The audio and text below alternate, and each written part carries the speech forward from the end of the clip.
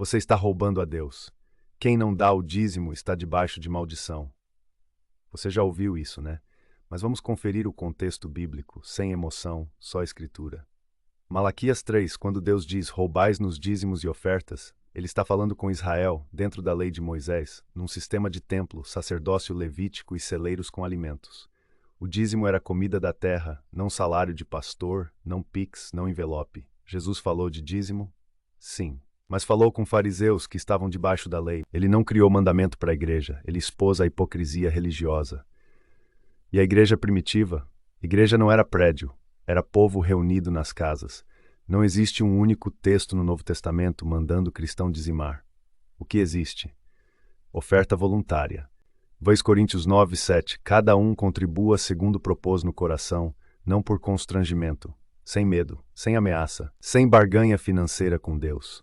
Cristianismo é relacionamento, sistema religioso é controle.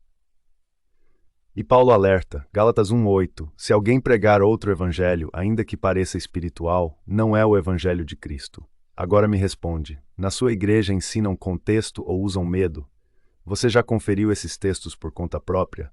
O dízimo que pregam hoje é igual ao da Bíblia? Comenta aqui embaixo. Curte esse vídeo se fez sentido para você. Compartilha com quem precisa entender isso. Você sabe o que era o dízimo de verdade na Bíblia?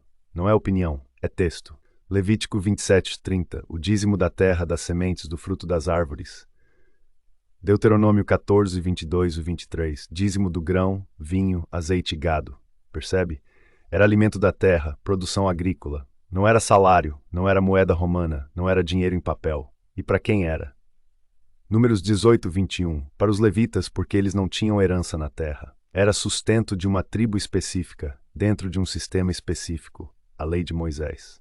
Agora presta atenção nisso. Hebreus 7:12. Mudando-se o sacerdócio, necessariamente há também mudança de lei. Se mudou o sacerdócio, não é mais levítico, como fica o dízimo da lei? No Novo Testamento você não vê. Sai apóstolo cobrando 10%, igreja criando taxa fixa, ameaça de maldição.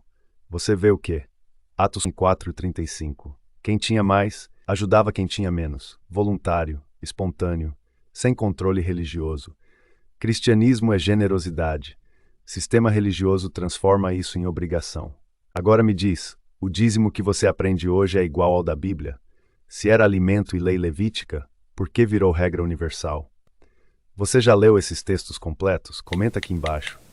Curte se isso abriu sua mente. Compartilha com alguém que nunca viu esses versículos. E se inscreve no canal. Mas Abraão deu o dízimo antes da lei. Esse é o argumento mais usado hoje. Então vamos para o texto. Gênesis 14, Abraão deu o dízimo a Melquisedeque depois de uma guerra. Pergunta, foi mandamento? Não. Foi uma vez ou prática contínua? Uma vez. Ele deu de quê? Do despojo da guerra, não do salário, não da renda mensal. E detalhe importante, Hebreus 7:4 confirma que foi dos despojos. Agora pensa comigo, se isso vira regra eterna, então tudo que alguém fez espontaneamente na Bíblia também vira mandamento? Abraão também circuncidou, ofereceu sacrifícios de animais, viveu antes da lei. Nem tudo que aconteceu antes da lei virou doutrina da igreja. E mais, Hebreus 7 usa Abraão e Melquisedeque para mostrar que Cristo é superior ao sacerdócio levítico, não para criar campanha de 10%. O foco não é dinheiro. O foco é Cristo como sumo sacerdote eterno. Sistema religioso pega um evento isolado e transforma em regra universal. Cristianismo olha o contexto e entende o propósito. Agora me responde. Abraão recebeu o mandamento para dizimar ou foi atitude voluntária? Se foi evento único, por que virou obrigação mensal? Você já leu Hebreus 7 inteiro? Comenta aqui. Curte se fez sentido. Compartilha com quem usa Abraão como argumento. Se inscreva no canal porque vou te mostrar mais coisas que você precisa saber. Muitas coisas que aprendemos dentro da igreja é fake news. Mas Jesus mandou dar o dízimo. Será mesmo? Vamos ler. Mateus 23:23. Ai de vós, escribas e fariseus, porque dais o dízimo da hortelã, do endro e do cominho. Primeiro detalhe. Jesus está falando com fariseus. Eles estavam debaixo da lei de Moisés. Segundo detalhe. Ele não está criando mandamento. Ele está repreendendo hipocrisia. Eles davam o dízimo até das ervas, mas negligenciavam justiça, misericórdia e fé. Jesus diz, devieis fazer estas coisas. Ou seja, enquanto estavam na lei, deveriam cumpri-la por completo. Agora atenção. Naquele momento, o templo ainda estava de pé. O sacerdócio levítico ainda existia. A nova aliança ainda não tinha sido estabelecida na cruz. Depois da cruz, muda o cenário. Hebreus 8:13, estabelecendo nova aliança, tornou antiquada a primeira. Se a antiga ficou ultrapassada, o que acontece com as exigências da lei? Jesus não instituiu dízimo para a igreja. Ele expôs o sistema religioso. Cristianismo é nova aliança. Sistema religioso insiste na antiga quando convém. Agora me responde. Jesus estava falando com a igreja ou com fariseus? Ele criou um mandamento novo ou confrontou a hipocrisia? Você já leu Mateus 23 inteiro? Agora vamos para a pergunta decisiva. Como funcionava a igreja primitiva? Primeiro, igreja não era prédio. Significa assembleia, pessoas chamadas para fora. Atos 2:46. Eles se reuniam nas casas. Não existia templo cristão. Não existia altar físico, não existia estrutura empresarial. E como funcionava o dinheiro? Atos 4:34-35. Quem tinha mais, ajudava quem tinha menos. Vendiam propriedades e repartiam conforme a necessidade. Você viu alguma porcentagem fixa ali? Algum 10% obrigatório? Alguma ameaça de maldição? Não, era voluntário, espontâneo, para suprir necessitados. 1 Pedro 5:2, apacentai o rebanho, não por ganância. A liderança era serviço, não cargo financeiro. Agora presta atenção nisso.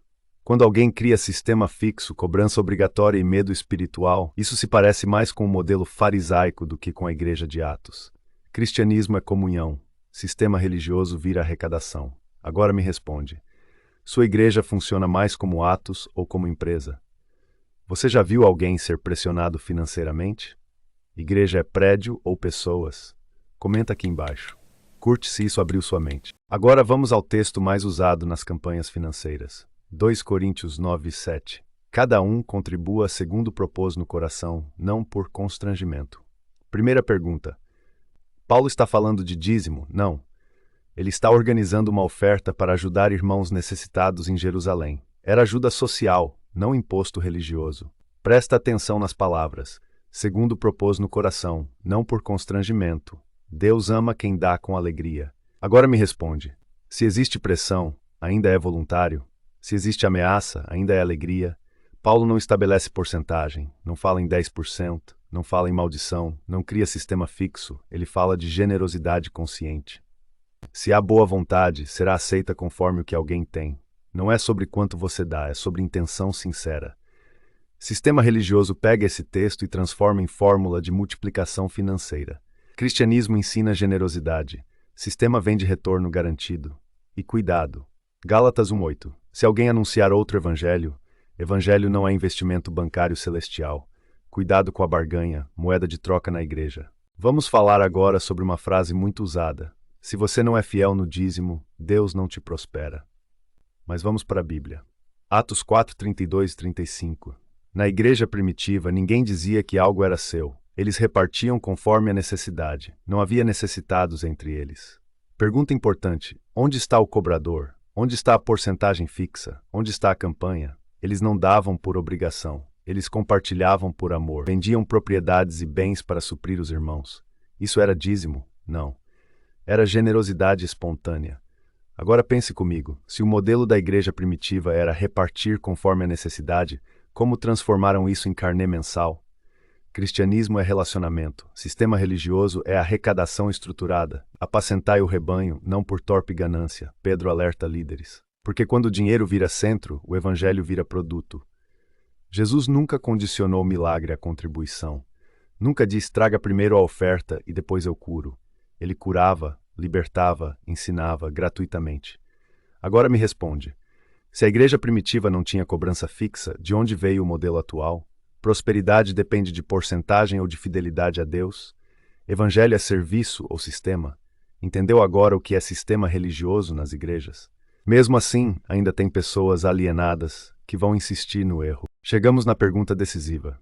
Se o dízimo era a colheita da terra, se não era dinheiro, se no Novo Testamento não há cobrança, se a igreja primitiva vivia de generosidade voluntária, então por que hoje virou regra fixa?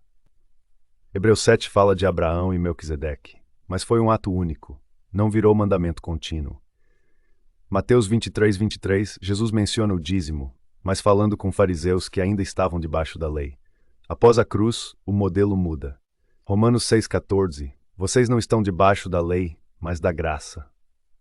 Graça não é libertinagem, mas também não é sistema tributário religioso. Cristianismo é transformação interna. Sistema religioso é manutenção estrutural. Uma pergunta honesta. Se o templo agora somos nós, 1 Coríntios 3, 6. Se o sacerdócio é de todos, 1 Pedro 2. Se Cristo é o sumo sacerdote eterno, onde entra a obrigatoriedade financeira como lei espiritual. Contribuir é bíblico. Ajudar é bíblico. Sustentar quem ensina é bíblico. Mas transformar isso em medo, maldição e porcentagem fixa, isso é outra coisa. E eu fecho com um alerta que atravessa essa série. Gálatas 1:8. Se alguém anunciar outro evangelho, evangelho não é barganha, não é troca, não é plante que Deus é obrigado a devolver. Agora eu te pergunto, você serve a Cristo ou ao sistema? Sua contribuição é por amor ou por medo? O que você defende é Bíblia ou tradição? Entendeu agora o sentido de julgar na reta das Escrituras? Muitos perguntam, quem somos nós para julgar? Imagina se não julgarmos. Entendeu a bagunça? Por que não podemos servir a dois senhores? O que são senhores? O que é servir? Mateus 6:24. Ninguém pode servir a dois senhores. Senhor é dono, autoridade máxima, quem governa decisões. Servir, doleu, é viver em obediência prática, lealdade contínua. Jesus não fala de frequência religiosa, ele fala de governo do coração. Servir a dois senhores é declarar que Cristo é Senhor, mas permitir que outra estrutura dite regras, consciência e limites, porque sempre haverá inclinação maior para um lado, você vai se dedicar mais a um. Agora conecte isso com o alerta apostólico. Gálatas 1:8. Ainda que nós mesmos ou um anjo do céu vos anuncie outro evangelho, seja anátema. Contexto: estavam acrescentando exigências ao evangelho. Não negavam Cristo, apenas adicionavam condições. Paulo chama isso de outro evangelho. Quando um sistema acrescenta regras não estabelecidas por Cristo, condiciona benção a práticas financeiras, impõe exigências como requisito espiritual, eleva a tradição ao nível de mandamento. Ele começa a exercer função de Senhor. E aqui está o ponto final. Se a regra do sistema pesa mais que a palavra, se o medo institucional fala mais alto que a Escritura, se a lealdade estrutural supera a fidelidade bíblica, já existe outro centro de autoridade. Não é sobre organização, é sobre senhorio. Cristo é suficiente. O Evangelho é completo. Nada pode ser acrescentado como condição espiritual. A pergunta que fecha essa série é direta. Quem governa sua consciência? Cristo pelas Escrituras ou um sistema que interpreta tudo por você? Porque no fim, você sempre servirá mais a um. Esse estudo que te passei, algum teólogo mostra na sala de aula. E por que eles não relatam isso? Pois é, porque muitos servem ao sistema religioso ou serem cancelados pelo sistema. Simples assim. Até o próximo conteúdo, assista a nossa playlist aqui no canal. Abraço, fique na paz de Cristo.